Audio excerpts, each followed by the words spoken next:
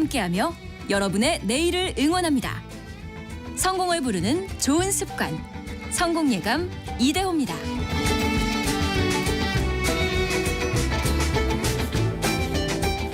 성공예감 이대호입니다. 2부가 시작됐습니다. 4월 11일 목요일 오전 10시 5분 함께하고 계시고요. 경제상식 퀴즈 정답 알려드릴게요. 정답은 야구였습니다. 야구, 프로야구였는데요. 많은 분들이 프로야구 관련된 추억도 많이 보내주시고요. 의견도 보내주고 계시는데 5646님이 프로야구 류현진 선수 복귀로 더 재밌어요. 근데 OTT에서 봐야 하는 경기도 있어서 아쉽기는 합니다. 저 얼마 전에 그 계약이 올해부터 바뀌었다라고 하죠. 그래서 모바일로 보실 때는 아마 OTT로 봐야 하는 걸로 알고 있습니다. 그리고 고미경님, 저 어릴 때 어린이 야구단이었어요. 그래서 이 점퍼를 입고 다녔던 기억이 나네요라고. 이야, 부유하셨군요. 예. 어린이 야구, 전 참 그게 많이 부러웠었는데. 6685님이 우리 아들이 군산 상일고 2학년 투수로 열심히 하고 있습니다. 응원 많이 해주세요라고. 이야, 멋지네요. 나중에 프로야구에서 볼 수 있는 날도 기약해 보겠습니다. 1975님, 홈런 같은 하루를 보내세요라고. 우리 성공예감 이대호입니다. 청취자분들도 많이 응원해 주셨습니다. 고맙습니다. 자, 그리고 증시 상황 한번 보러 갈까요? 증시 상황 오늘 좀 좋지는 않았는데요. 낙폭을 조금 줄이기는 했습니다. 아까 코스피가 1.5% 넘게 빠지기도 했었는데 지금은 0.9% 내린 2680선에 있습니다. 2680선, 2700을 하회하고 있고요. 코스닥은 0.6% 내린 854 나타내고 있습니다. 코스닥도 아까 한 1.3, 1.4% 가까이 밀렸었는데 낙폭은 조금은 현재는 회복한 모습이고요. 원달러 환율이 많이 튀어 올랐죠. 1360원대입니다. 이제는 1363.5원 가리키고 있습니다. 미국의 금리 인하가 생각보다 더 뒤로 밀릴 것 같다. 생각보다 더 적게 금리를 인하할 것 같다. 이런 전망들 나오면서 달러화가 더 강세, 그리고 원화는 약세, 이런 흐름으로 가고 있습니다. 조선시대로 떠나보는 시간입니다. 예나 지금이나 참 돈 앞에서는 부모 자식 간에도 형제 자매 간에도 전쟁이 펼쳐지는 경우가 많이 있는데요. 조선시대도 마찬가지였다고 합니다. 가족끼리 치열한 악귀 다툼이 벌어졌던 그 현장, 그 역사 속으로 한번 가보시죠. 역사 커뮤니케이터 이한 작가와 함께합니다. 안녕하세요. 안녕하세요.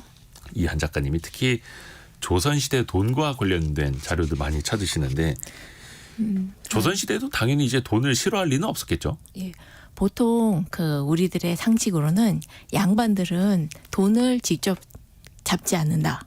직접 상거래를 하지 않는다. 돈을 천하게 여긴다. 그래서 상업이 발달하지 않았다라고 보통 얘기를 합니다만 예. 실제로도 양반들이 뭔가 거래를 할 때는 본인이 직접 거래를 하기보단 이제 패자라고 해서 차명 거래를 합니다. 차명이요? 예.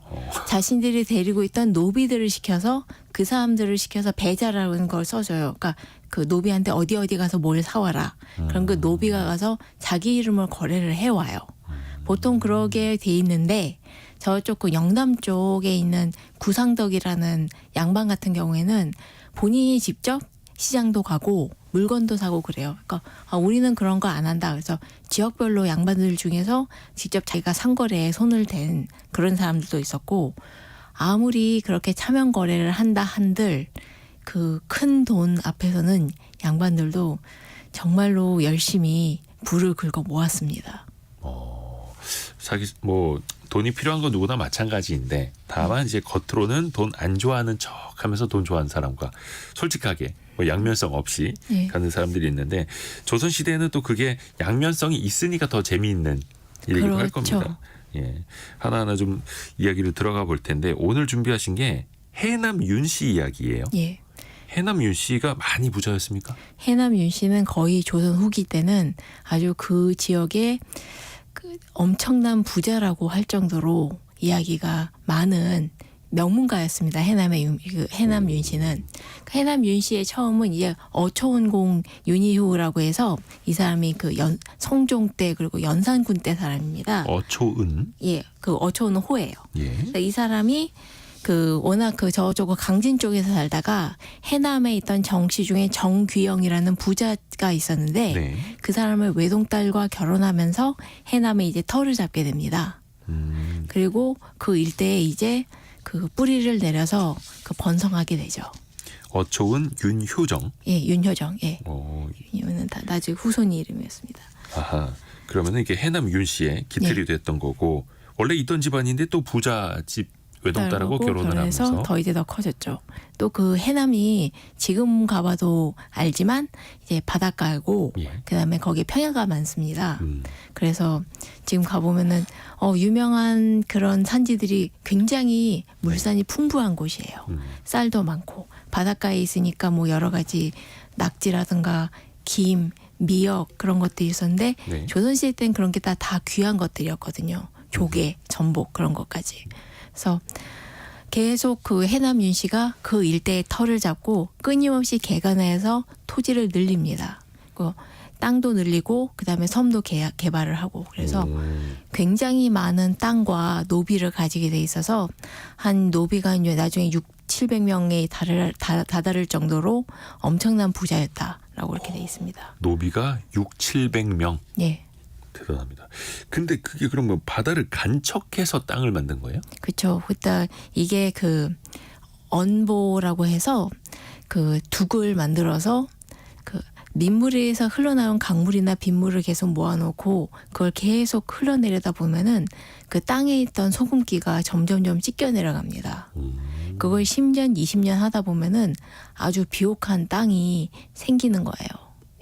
엄청난 프로젝트였네요. 예, 간척이죠. 예. 근데 그거를 한 집안에서 집안에서 이제 그 동네 사람들하고 힘을 합쳐서 이제 한 거죠.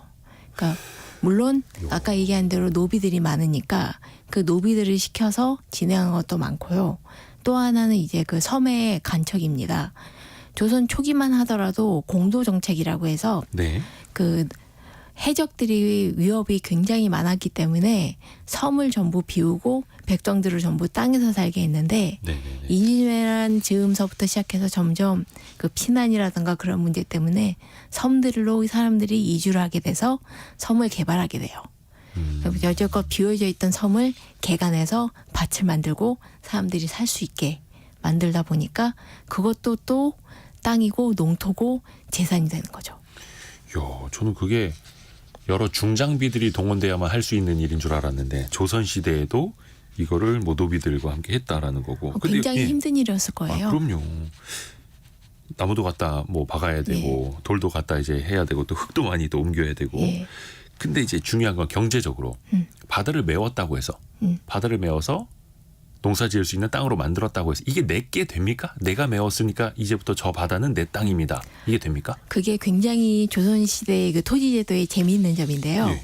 지금은 이제 그 전부 측량해서 어디 필지 그 몇 도 그런 걸 전부 재서 그렇죠. 정확히 땅으로 잴 수는 만들죠. 있는데 지금은 그때는 그게 아니었기 때문에 만약에 어떤 지역을 내 땅으로 만들려면 먼저 거기다 밭을 만들거나 집을 지어야 돼요.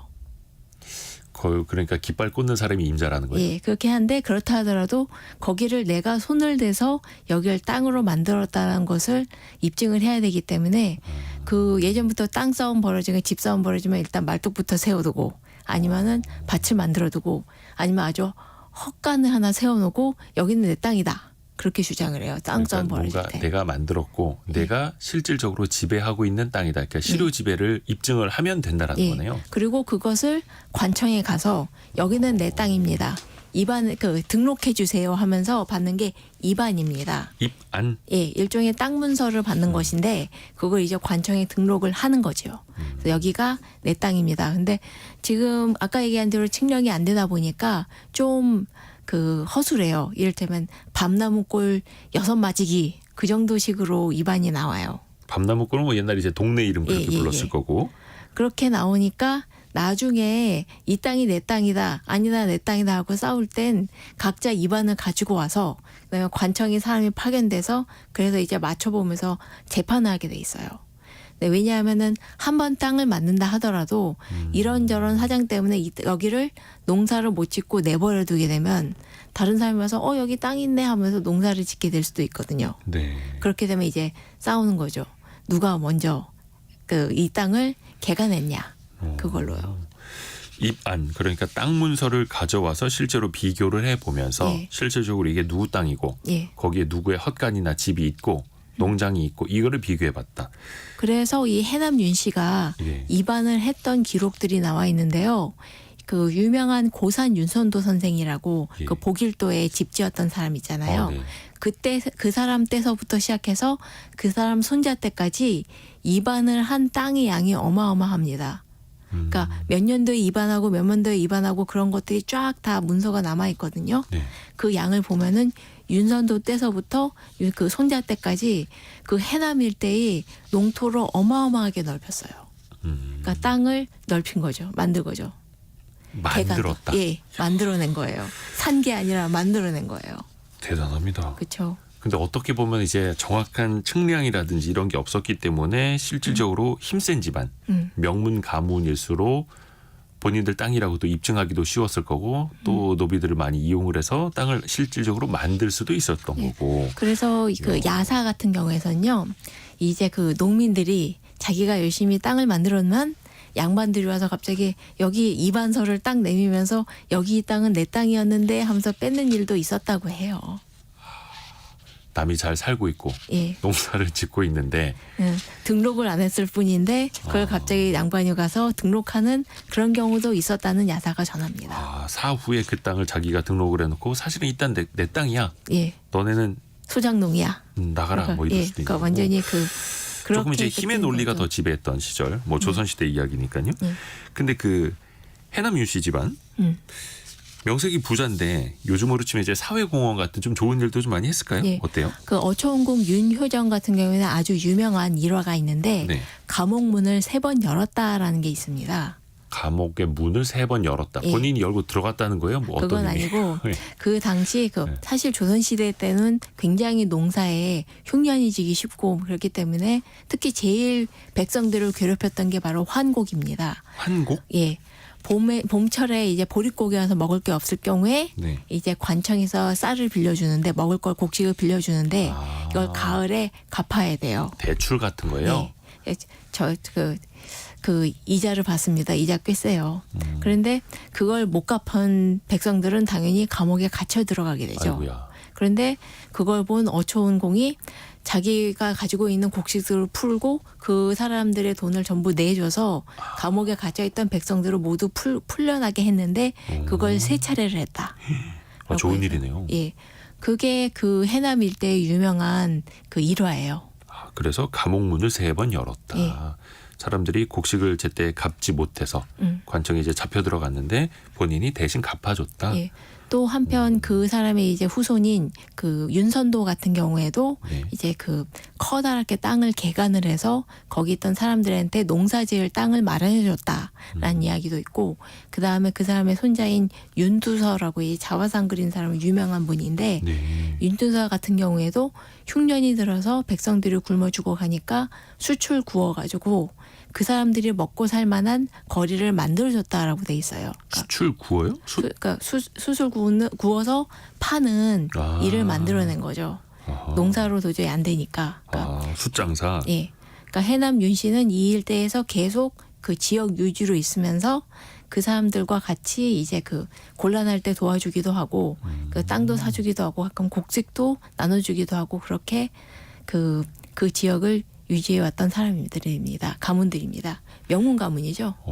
해남 지역 계시는 분들은 뭐 해남 윤 씨에 대해서 잘 알고 계시겠네요. 당연히 자꾸- 윤선도 시인으로도 예. 유명하시고. 그리고 이 윤선도 이 해남 윤 씨의 그 외가 쪽 친척이 바로 정약용입니다. 엄마가 해남 윤 씨였어요. 그래서 나중에 정약용이 이 지역으로 귀향을 왔을 때 바로 외가댁 덕을 많이 봤죠. 외가댁이 또 풍족하니까. 부자니까. 예. 그래서 책을 500권이나 쓸 수 있었던 거예요. 돈이 있으니까. 돈을 외갓집이 또 봐주니까. 명문 가문이고 예. 돈도 있고 예. 실력도 있고. 집도 봐주고 제자도 들려주고 나중에 그래서? 그 밭 갈 때 도와주기도 해요. 해남까지 쫓겨왔는데 예. 알고 보니 더 풍족한 지역이고. 잘 됐죠 뭐. 잘 되는 사람은 뭘 해도 잘 되네요. 네. 근데 아까도 이야기를 해주셨는데 바다에 있는 섬까지 해남 윤씨 집안이 개간을 했다. 예. 그러니까 사람이 살지 못하는 섬이었는데 농사도 지을 수 있는 섬으로 만들었다라는 거잖아요. 예. 여기에서 그 정명공주가 등장을 해요. 예전에 한번 이거 이야기해 주신 적이 예, 있었죠. 비슷합니다. 그러니까 그 조선 후기 그때쯤에 보면 왕족들이 이제 그 자신들의 재산을 늘리기 위해서 많이 했던 것이 바로 섬 개간이었거든요. 네. 그래서 지금 그 저쪽이 전부 다도해이지 않습니까? 그래서 지금 이 해남 윤씨들이 지로 많이 한 데가 진도, 그 다음에 얘기한 보길도. 보길도에 좀 더 서쪽으로 가면은 바로 맹골도라고 있습니다. 네. 거기도 많이 개간했고 그 맹골도에서 좀 북쪽 올라오면 거기 있는 게 바로 하삼도예요. 김대중 대통령의 고향이자 이제 그 정명공주의 땅이었다가 이제 역시 그 조선 후기 때 엄청나게 거의 한 300년 가까이 소송을 벌였던 곳입니다. 저희가 벌써 몇 달 됐나요? 예, 예, 예. 저희가 이 시간에서 한번 하삼도를 맞습니다. 둘러싼 300년 전쟁 예. 예, 이거를 이야기해드린 적이 있죠. 예. 아마 유튜브에서 찾아보실 수 있을 겁니다. 예. 네. 그때는 뭐 사실상 그 섬이 못 사는 땅이었지만 나중에 개간을 하면은 뭐 농산물뿐만 아니라 해산물도 그렇죠. 많이 또 얻을 수 있었으니까요. 자, 그런데 해남 윤씨 집안과 음, 제대로 돈 싸움을 벌인 또 주인공이 등장을 합니다. 그렇습니다. 근데 그 주인공이 며느리예요. 예. 이게 참 재미있다고 하기에는 좀 그렇고 좀 어떻게 보면 비극일 수도 있는데요. 네네. 그 윤두서 아까 얘기했던 윤두서의 증손자 때서부터 이 해남 윤씨 가문의 종손이 점점 적어집니다. 태어난 숫자가 적어요. 외아들만 낳거나 이렇게 쭉 이어지다가 갑자기 이제 그 역시 대가 한번 끊겨서 그 양자를 들였는데 그 양자조차도 자식이 없어서 겨우 외아들만 낳았어요. 근데 이게 8대 종손인데 이름이 윤광호였는데 예. 16살 때 자식이 없이 죽습니다. 어, 그런데 이 사람이 죽기 직전에 결혼을 했었어요. 16살에 세상을 떠났는데 음. 죽기 직전에 결혼을 예, 했었다. 50일 전에 결혼을 했는데 부인이 광주이 씨였습니다. 근데 이 광주이 씨가 또 나름 그 지역의 부잣집 딸이었어요. 네. 그래서 결혼한 지 50일 만에 그 남편이 죽었으니까 어허. 이 나중에 이 광주이 씨가 쓴 편지가 남아 있는데 그래서 남편 얼굴도 기억도 잘 안 나고 그래서 그 자살을 할까라고 아이고야. 했는데 주변 친척들이 말렸대요. 그래서 그냥 남편도 없이 종부로서 해남 윤씨 집안에 들어가서 이제 집안일을 하게 된 겁니다.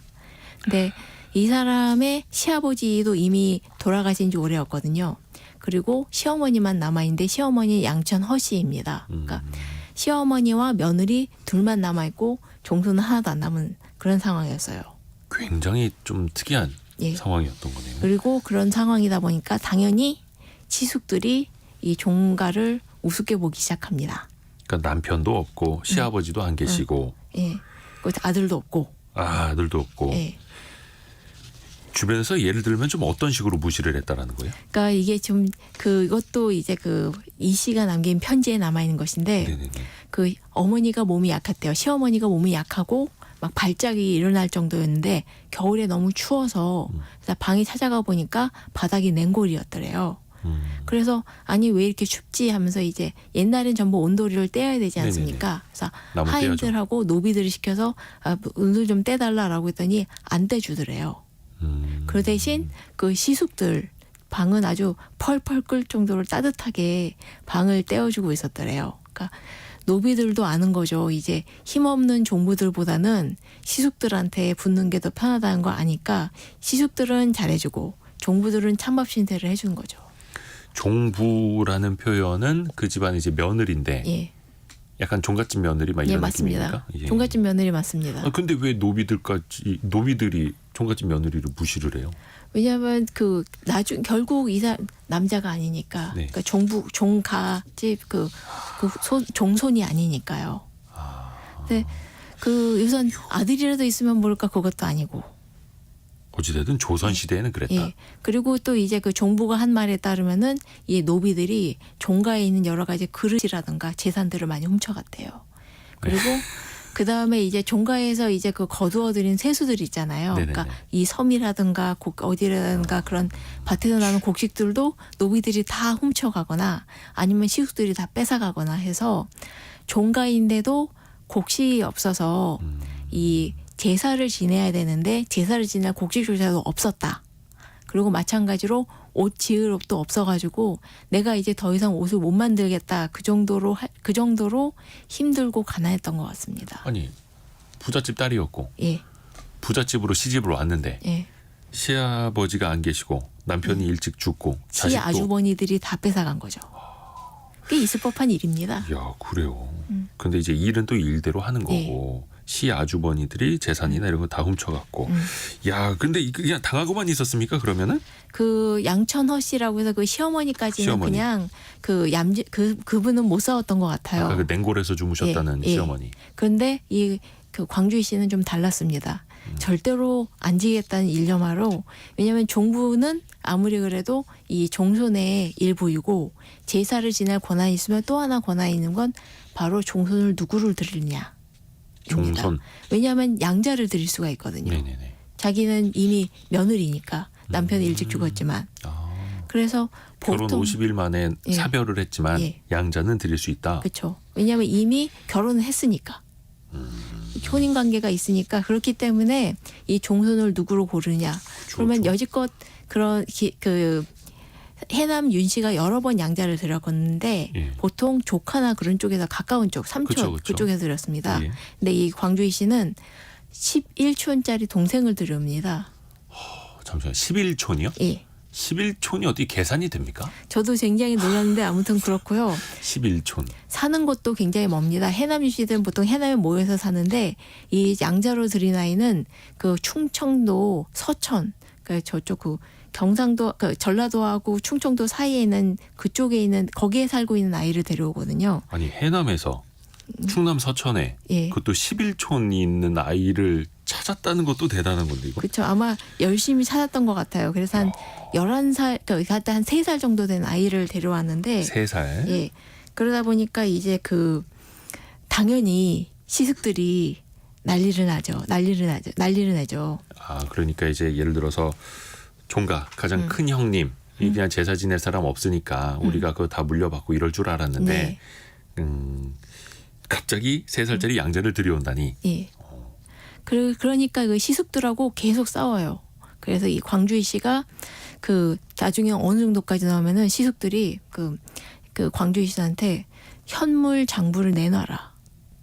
갑자기요? 그러니까 그 현물 예지껏 장부. 그러니까 여러 가지로 먼저 그 계속 싸움을 걸어요. 왜냐하면 아까 얘기한 대로 그 양자로 들으니까 서천에서 왔잖아요. 네네네. 그러니까 서천에서 친부모님이 있어요. 네네. 그러니까 친부모가 특히 엄마가 애가 보고 싶어서 가끔 이제 해남에 오거든요. 네. 그러니까 시숙들이 그 사람 왔다 갔다 하는데 돈 너무 많이 들어서 싫다. 그렇게 싫은 티를 내요. 근데 멀어봐야 얼마나 벌고 돈이 얼마나 들겠어요. 그냥 이제 싫으니까 핑계 대는 거죠. 트집 잡는 거죠. 근데 어찌됐든 간에 그 양자 3살짜리 양자의 친부모도 동의를 했으니까 그쵸. 이 잘 사는 집안의 종가로 예. 양자로 보낸 거잖아요. 예. 그런데 그럼에도 불구하고 시숙들은 아까 얘기한 대로 보통 자기 자식을 드릴 거라고 생각을 하니까 그렇기 때문에 싸움이 벌어진 거죠. 그 실제로 그 양자를 드린 문제 때문에 친부모하고 이제 그 양부모하고 싸우는 일도 꽤 있었습니다. 그 충청도 아산에서 벌어진 일인데요. 네네네. 그 당시 1870년대 충청도 공주 정암리 돌면에 정씨 부인 여긴 신씨 집안에 시집간 거였는데요. 네. 역시 이것도 남편하고 아들하고 며느리하고 다 죽습니다. 그래서 이제 혼자 남았는데 시동생이었던 신낙균이었던 사람이 자기 아들을 양자로 드리라고 보내요. 자기 셋째 아들. 이건 이제 다른 집안 이야기죠. 예, 다른 집안입니다. 그랬는데 그래서 양자로 들여서 10년을 키웠는데 갑자기 신낙균이 그 시동생이 파양을 시켜버려요. 파양합시다. 그래서 파양을 하고 나서 다시 원래 집으로 돌려보냅시다. 예, 그래서 정씨분이 또 다른 양자를 들어왔는데 1년 뒤에 또 갑자기 신낙균이 다시 친동생이 다시 아니 내 아들을 다시 양자로 삼으세요. 또 그렇게 얘기를 하고 아니 무슨 뭐 이렇게 자식 하나 양자 삼는 걸 무슨 예. 그렇죠. 뭐. 들었다 뺐다 하는 걸 예. 하면서 또 그러면서 이 시동생이 종가의 재산을 전부 다 뺏어서 자기 이름을 팔아치웁니다. 이제 노리는 건 종가의 재산이었던 거예요. 그래서 이 정씨 부인, 그러니까 종부의 서명까지도 위조를 해가지고 땅 문서를 쏙쏙쏙쏙 빼려서 여기 팔고 저기 팔고 해가지고 심지어 이제 그 정씨 부인이 아 내가 죽고 나서 이렇게 뭐 해야겠다고 자기 돈을 쓰려니까 그 돈도 못 쓰게 막아요. 가진 돈은 전부 내 거 뭐 거의 그런 식으로 나오니까. 그러니까 실질적으로 내 아들이 음. 저 집안에 양자로 들어가 있고 걔가 이 집안을 이어받을 수 있으니 그 집 재산도 결국은 다 내 거 아니냐 예. 뭐 이거예요. 그렇죠. 근데 이 정씨 부인이 자기 개인 재산도 못 쓰게 만드는 거예요. 그래서 예. 이 정씨 부인이 한글로 고발문을 씁니다. 굉장히 길게. 그러니까 그걸 고발문을 써서 자기 그 관청에다가 공주 관청에다가 고소를 해요. 그래서 고소를 해서 이깁니다. 그래서 이겼는데 이기고 나서 그 다음에 또 그 이기는 것만으로는 또 불안하다고 생각했는지 그로부터 한 3년 뒤에 다시 고소문을 길게 써서 관찰사한테 가서 그러니까 그 상위 법원에 가서 또 한 번 고소를 합니다. 왜냐하면 이 흉악한 시동생과 그 양자가 내 재산과 다 뺏을 수도 있으니까 절대로 이런 일이 없도록 전부 그 관청에 등록을 해주세요라고 그렇게 얘기를 합니다. 그래서 자기 재산 목록을 예. 공증을 다 받아놓겠다 예, 이런 공증을 거는 못 뺏어가게. 맞습니다. 근데 그 재산 목록이 뒤에 나와 있는데 굉장히 많아요. 근데 이게 어찌됐든 간에 그 형제 간의 일이잖아요. 예, 형제와 양자를 시부모의 보내는 사람도 뭐 형제고 예. 받는 사람도 형제간인데 김영희님이 시숙 아들 양자로 삼았다가 재산 거덜나죠라고 예. 실세가 되어버린다고 이야기를 해주셨는데 아무튼 조선시대 이야기입니다. 조선시대 다시 그 해남 윤 씨와 예. 광주 이 씨 며느리 이야기로 돌아와봐서 예. 근데 어찌됐든 간에 자기를 되게 노비들조차 자신을 무시하던 며느리가 예. 어찌됐든 간에 자기 입지를 다시 굳히기 위해서는 양자가 또 필요했던 거고요. 그렇죠. 그래서 양자를 데리고 오면서 이제 광주이 씨의 입김이 커지는 거예요. 왜냐하면 이 양자는 이 동부 말을 당연히 듣는 것이고 실제로도 이제 그 현재 남아 있는 해남 윤 씨의 문서를 보면은 이 양자 이름이 어렸을 때 이름이 응철이고 네. 그 다음에 이제 그 족보 이름은 윤주홍이거든요. 네. 근데 이 사람의 이름으로 된 입안 문서가 발견이 되는데 이게 문서가 만들어졌을 때 이 종손의 나이가 3살이었습니다. 네네. 그러니까 이 종손이 직접 문서를 쓴 게 아니라 이 종부가 한 거죠. 그렇죠, 그렇죠. 그렇죠. 그러니까 종손의 이름을 들어가면서 종부가 이제 권력을 발휘할 수 있는 거예요. 돈을. 그러니까 양자긴 하지만 예. 나이도 3살짜리밖에 안 되지만 어찌됐든 간에 종갓집을 이어갈 아들이 있는 것과 없는 것은 정말 하늘과 땅 차이였던 거네요. 그래서 그렇게 아들을 낳으려고 목숨을 걸었던 거기도 합니다. 근데 여기까지는 신경전에 불과하다고요? 예. 예. 아니 정말 본격적으로 싸웠다는 게 네. 이제 그 아까 이 모든 일을 우리가 알 수 있는 것은 광주이 씨가 전부 글러 써서 남겼기 때문인데 이 글은 바로 가출했을 때 썼던 글입니다. 잠시만요. 그 모셔봤던 며느리가 예. 양자까지 드렸는데 예. 가출을 왜 해요? 그 계속 싸운 거예요. 그러니까 이 아까 얘기했대로 그 해남 윤 씨는 어마어마한 땅을 가지고 있었고 그리고 그 섬 비롯해서 여기저기에서 모두 그 해산물이라든가 곡식이라든가 그런 엄청난 소출을 가지고 있었고 당연히 회계장부도 어마어마했을 텐데요. 네. 계속 이 종부와 시숙들끼리 싸움이 계속되니까 시숙들이 종부한테 얘기한 거예요. 한물 장부를 내놔라. 이 한물이 현물 장부거든요. 그러니까 회계 장부를 내놓으라고. 너에게 못 맡기겠으니까 내놔라. 라고까지 된 거예요. 한물. 예. 한물지계라고 합니다. 그 정확히 한글로 쓰면은 한물지계. 이건 옛날 이제 그 문서에 다 나와 예. 있는 내용이고. 그렇죠. 그러니까 이게 장부를 내놓으라는 뜻은 결국 재산을 내놔라라는 그렇죠. 거 아니에요? 예. 그러니까 경제권이라든가 그런 것들을 이제 너에게 못 맡기겠다. 그렇게 한 거죠. 그러면 또 가만히 있을 수는 없죠. 그렇죠. 거의 그냥 쫓겨나는 거지 않습니까? 그 그 한물지계, 한물 장부를 다 주면은 예, 그렇죠. 그 뭐 땅 문서고 뭐고 다 내놓으라는 예, 얘기인데. 경제권을 다 내놓으라는 건데 그래서 광주시가 한 말이 내가 사리도 모르고 서툴고 무식해서 여절을 모릅니다만 회계장부 내놓으라니 원통합니다. 왜냐하면 그동안 10년 동안 잘 해왔었거든요. 그렇죠. 근데 이제 땅 문서, 집 문서 다 내놓으라고 예. 하니 그냥 그러니까. 줄 리는 없죠. 그래서 가출합니다. 아 들고. 예. 우선 종손을 데리고 가출했는데 아마 장부도 가져갔을 것 같아요. 놓고 갈 리는 없을 것 같아요. 아 그러니까 어찌됐든 간에 양자를 들였으니 예. 걔가 이제 종손이 되는 거고 3살짜리 아이가 예. 그러니까 애를 데리고 집을 나갔다라는 건 예. 그러면 그 해남 윤씨 집안에서 봤을 땐 엄청난 큰일이 생긴 거네. 그러면. 그렇죠. 그래서 친정집으로 갔습니다. 그죠. 그 당시에는 뭐 가출하면 갈 데 없으니까 예. 친정집으로 그 갔겠죠. 친정집에 가서 그동안 일을 다 적어가지고 쓴 편지가 남아있는 게 바로 그래서 우리가 이 사실을 알 수 있는 거예요. 그 편지가 처음부터 시작해서 처음에 결혼했는데 50일 만에 남편이 죽고 그 다음에 이제 결혼하니까 시숙들이 자기를 구박하고 돈은 안 거치고 그 다음에 그 종손을 들였는데 그것도 막 구박하고 이제는 마지막까지 회계 장부까지 내놓으라니 나 억울해서 못 살겠다가 편지의 내용입니다. 그거를 우리가 한 200년 가까이 흘러서 이한 작가님이 그거를 파내서 예. 이 라디오에서 이야기를 해주시는 이게 1834년 이야기네요. 예, 순주 34년이니까 그 옛날이라면 옛날입니다. 그러네요. 어찌됐든 간에 당시에도 돈 때문에 그래서 광주이 씨는 어떻게 된 거예요? 그러면 본인 뭐 지킨 거예요? 가출을 해서 그 사건 이후에?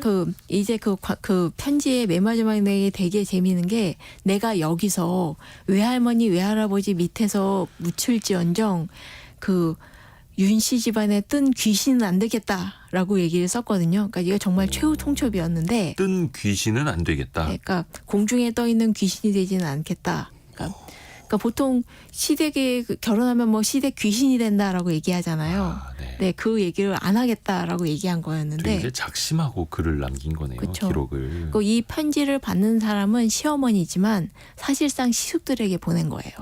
시숙들 보라고. 예, 그렇죠. 그래서 이 끝의 결말이 어떻게 되는지 알 수 없지만 적어도 분명한 것은 이때 이 광주이 씨가 드렸던 종손이 윤수홍이 그 해남 윤 씨의 대를 이어서 이후에 아들 딸 낳고 잘 살았습니다. 그러면 다시 이제 가출했다가 돌아간 거죠. 그러면 시숙들이 약간 뭐라고 한 건가요? 좀 타협을 한 거죠. 타협을 본 거예요, 결국은. 예. 그러지 않고선 돌아가지 않았을까요? 어찌됐든 간에 종손을 본인이 데리고 있으니까 예. 집안 입장에서도 이제 어쩔 수 없이 예. 그 뒤로는 그러면 이 광주이 씨 며느리가 무시는 안 당했던 거야, 그러면? 그 족보에 확실히 배 위로 올라가 있는 걸로 보면은 잘 제사받고 잘 살았던 것 같습니다. 사후에도 예. 이제 제사도 다 이제 챙김을 받았다. 예, 그러니까 윤 씨가 아까 얘기했듯이 계속 그 뒤에 그 후손이 적었는데 이 양자로 들어온 사람이 3남인가 그렇게 나와가지고 후손지도 번성을 했어요. 그래서 잘 됐죠, 뭐. 그때부터는 양자로 드린 그 3살짜리 아이가 예. 어떻게 보면 이제 또 자식들도 많이 낳고 역시 참 그게 이렇게 이어집니다. 그래서 조선 시대는 아들을 또 이제 중시했던 거 이게 어떻게 보면 이제 재산이랑도 다 연결이 되네요. 그렇죠. 결국 재산 문제가 제일 컸습니다. 근데 아까 이제 우리 청취자분들도 그런 이야기를 좀 올려주셨는데 양자를 드린다라는 게 사실은 앞에서 보면 이제 다른 사람들이 괜히 자기 아들을 양자로 보내는 게 아닐 거 아닙니까? 그렇죠. 속셈이 있을 거고 틀림없이 재산이 또 눈에 보일 거고 이게 다른 집안 이야기인데 양자 잘못 들여가지고 집안을 말아먹은 케이스도 있다고요. 아주 크게 말아먹은 데가 있습니다. 어디입니까? 이게 정씨 집안인데요. 네. 그러니까 조선 후기의 인물로 정엽이라는 사람이 있습니다. 정엽. 예, 인조 때 우의정을 했는데, 네, 이 사람 때도 이제 계속 그 손이 부족하다가 현종 때 마지막 손자가 죽습니다. 대가 끊어진 거네요. 한 열 몇 살 된 손자가 죽어서, 그러니까 외손자들은 있어요. 그러니까 외손자들이 상소를 올려가지고 양자를 드릴 수 있게 해주십시오. 라고 해서 양자를 드렸는데 친척 중에서 골라서 양자를 드렸는데 이 사람이 정일제라는 사람이었습니다. 네, 양자로 들어간 정일제. 그런데 이 사람이 좋은 양자가 아니었죠. 집안을 아주 확실하게 말아먹었습니다. 자세한 사정은 안 나와 있는데 그 맨 처음에 워낙 집안에 내려지는 밭을 다 팔아먹고 집까지 팔아먹어서 외손자들이 한번 모여서 다시 한번 집을 사줬어요. 그런데 또 말아먹었습니다. 그래서 이 1689년 7월에 그 조지원의 아내인 그 정씨 부인, 이 성이 정씨인 걸로 봐서 아마 정엽의 손녀였을 거예요. 네. 손녀가 이제 한글로 글을 올렸는데 이 내용을 요약하자면은 양자가 무능해서 집안 재산 다 팔아먹고 심지어 집까지 다 팔아먹어서 내 조상님들의 위패가 남의 손에 넘어가게 생겼다. 집 땅만 팔아먹은 게 아니라 왜냐하면 집에 보통 조상님 그 위패를 모셔놓은 사당이 있잖아요. 사당. 이게 통두리째 넘어가 버린 건데, 아이고야. 근데 이게 또 그냥 팔아서 넘긴 게 아니라 이 정일재라는 사람이 아무래도 도박을 한 것 같아요. 그래서 여필주라는 사람하고 한테 빚을 엄청나게 많이 졌는데, 아, 사채를 쓴 거네요. 그렇죠? 근데 빚을 그냥 진 정도가 아니라 여필주한테 내 딸을 팔아 넘길게라는 얘기까지, 내 딸을 줄게라는 약속까지도 했대요. 돈은 못 갚겠고 돈은 예. 없고 예. 그래서 내가 딸을 넘겨주겠다. 예. 이거 뭐 말종이네요. 상황을 보면 이 여필주는 아마 양반이 아니었던 것 같아요. 그런데 그에 비해 정일재는 양반인데 자기 딸을 팔아 넘기겠다라는 데에서 이미 그는 이제 뭐 시집 보내겠다 이런 거겠죠. 말이지만 사실상 돈 주고 판다는 거나 마찬가지. 그러면 그 상대는 양반이 될 수 있으니 뭐 이런 거예요. 뭐 그런 걸 수도 있겠고 아닐 수도 있겠고요. 그래서 이 여필주가 계속 돈을 안 갚으니까 정일재 집으로 쳐들어간 거예요. 이 정일재의 집은 바로 그 옛날에 위대한 인물이었던 정엽의 옛집이죠. 네네네. 근데 이 집에 쳐들어가니까 이미 이 정일재는 도망가고 딸도 숨겨놨어요.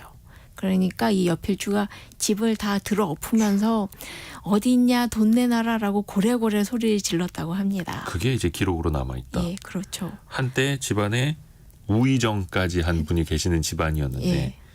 양자가 잘못 들어와서 다 말아먹었다. 예. 그래서 결국 그 집안의 정씨 사람들이 다 쫓겨나고 여필주가 그 집을 차지하게 되거든요. 그러니까 이 소녀인 정씨 부인이 글을 쓴 거예요. 내 조상님의 위패가 남의 집에 손에 들어가 있는데, 그러니까 그래서 한마디 뭐냐면 내가 비록 여자지만 그래도 나도 정씨의 후손이다. 위패를 내가 모실 수 있게 해달라라는 것이 이 편지의 단자의 주요 내용입니다. 그게 어떤 딸이에요? 그 여필주한테 그럼 팔려간 딸이에요? 아니요. 다른 그게 딸이? 아니라 아마 그 정엽의 손녀, 정엽의 후손의 친손녀였던 것 같아요.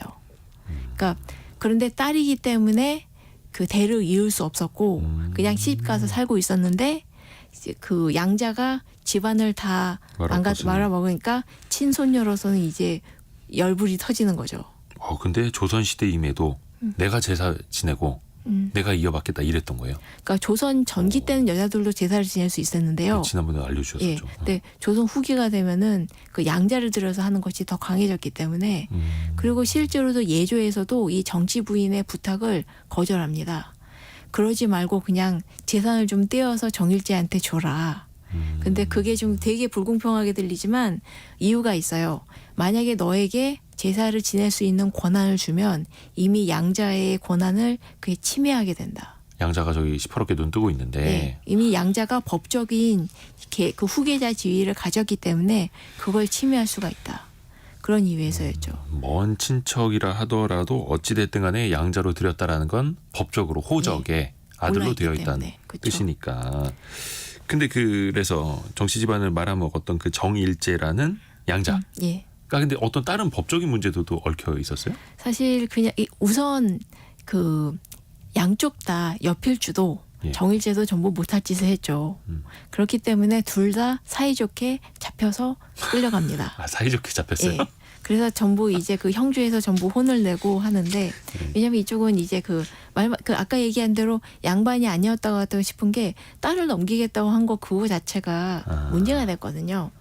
그런데 문제는 이제 이렇게 전부 혼을 나는데 나쁜 놈들 특유답게 서로 제가 나빠요라고 했습니다. 근데 여기서 여필주가 입을 하나 잘못 놀리는 게 나는 서인인데 네.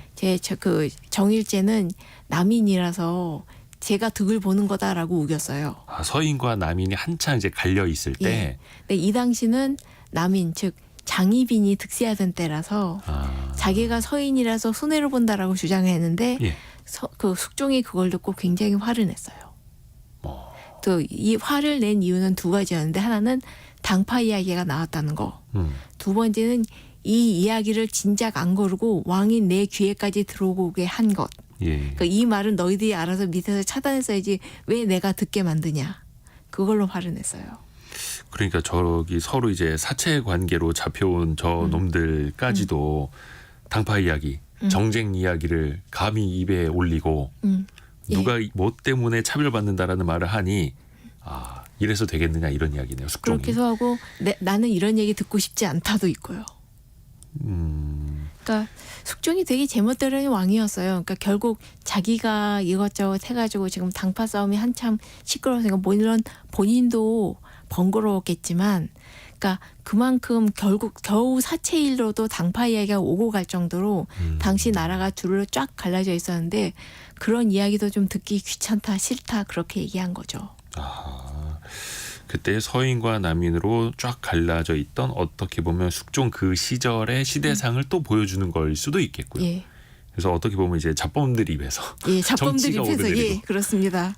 정치를 잘해야 둘 다 되는데. 똑같이 나쁜 놈들인데 말이죠. 그 숙종이 사실 그 옛날에 드라마 뭐였죠? 여인천하가 여인시대인가 뭐 꽤 많이 이야기 나와서 있었던. 장희빈 뭐 네네. 장희빈 예. 이야기도 그때 예. 나왔었고 그 이야기만 해도 또 재밌을 것 같습니다. 근데 정일제가 어떻게 보면 이제 처벌은 받았던 거고, 예. 근데 그 이후에 어떻게 좀 정신을 차렸답니까? 아니면 전혀 안 차린 것 같습니다. 네. 그로부터 무려 19년이 지난 뒤인 1708년에 네. 정엽에 다시 외손자들이 모여서 네. 양자가 도저히 패란해서 안 되겠으니 파양하고 새 양자를 드리게 해주십시오라고 청원을 올립니다. 근데 그게 어떻게 가능합니까? 예, 가능은 완전 합니다. 성년되었고 거의 20년 가까이 된 건데 양자도 예. 빌린 지. 그 사실 파양하는 일은 꽤 많았습니다. 근데 그렇게 하려면 이게 완전히 그 나라의 허락으로 양자를 드린 거기 때문에 파양할 때도 나라의 허락이 필요했고요. 예. 사실 양반들의 경우에는 양자를 드릴 때도 예조의 허락이 필요했기 때문에 꼭 청원을 올렸어야 됐습니다. 지금도 양자 올리려면 그렇게 쉽진 않아요, 절차가. 그렇죠. 예. 법원에 이제 허가를 득해야 되는 예. 거고, 근데 이제 호적에 올렸다가도 본인의 의사와는 무관하게 예. 친척들이 모여서 상소를 올려서 예. 법적으로 허락을 받을 수 있었다. 그렇죠. 파양을. 정일제는 좀 너무 심했고요. 그러니까 드디어 파양이 된 걸로 봐서 아마 그 이후로도 계속 말썽을 일으키지 않았나 싶습니다. 양자 하나 때문에 집안이 또 말아먹은 이야기까지 이어졌습니다. 조선 시대에도 참 돈 때문에 많이 싸웠던 이야기, 그게 또 문헌으로 이렇게 남아 있어서 한 200년 흐른 뒤에도 우리가 이런 이야기를 듣고 뭔가 또 교훈은 우리가 배울 수 있었습니다. 돈 있을까요? 양자는 조심해서 드려야 된다? 아니면은 돈 조심?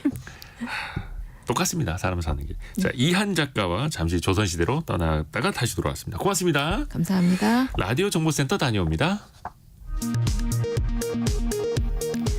올 들어 2월까지 국세 수입이 1년 전 같은 기간보다 4조 원 가까이 증가한 58조 원으로 나타났습니다. 나라 살림살이를 보여주는 관리 재정 수지는 36조 원 적자를 기록했습니다. 미국을 방문한 안덕근 산업통상자원부 장관은 미국이 한국에 요청하는 대중국 반도체 장비 수출 통제와 관련해 동맹과의 공조가 정부의 입장이라고 밝혔습니다. 무자본 갭투자 전세 사기와 주택토지 매매 사기로 수십억 원을 챙긴 혐의로 기소된 40대 남성에게 1심에서 징역 7년 6개월이 선고됐습니다. 지난달 미국의 소비자 물가가 지난해 같은 달보다 3.5% 오르면서 시장이 예측치를 0.1%포인트 웃돈 것으로 집계됐습니다. 기준금리 인하가 늦춰질 것이라는 전망 속에 뉴욕 증시가 약세를 띠며 3대 주요 지수가 1% 안팎으로 하락했습니다. 지금까지 라디오 정보센터 뉴스 정한나였습니다. 성공예감 애프터 서비스 시간입니다. 곽지연 리포터 안녕하세요. 네, 안녕하세요. 네, 질문 들어보죠. 네, 0381번님. 현수막 때문에 다치거나 사고 나면 보상 받을 수 있나요? 현수막이 참 한동안 많이 걸렸겠죠. 선거 때문에. 네. 일단 현행 5개 광고물법을 보면요. 네. 교통수단의 안전과 이용자의 통행 안전에 해칠 우려가 있는 광고물은 표시 설치를 금지하고 있습니다. 네. 그리고 사고 취약 지역, 뭐 예를 들어서 어린이, 노인, 장애인 보호구역에는 아무리 그 정당 현수막이라고 해도 설치할 수가 없게 되어 있고, 네. 이 5개 광고물 때문에 다치면 손해배상을 받을 수 있다고 합니다.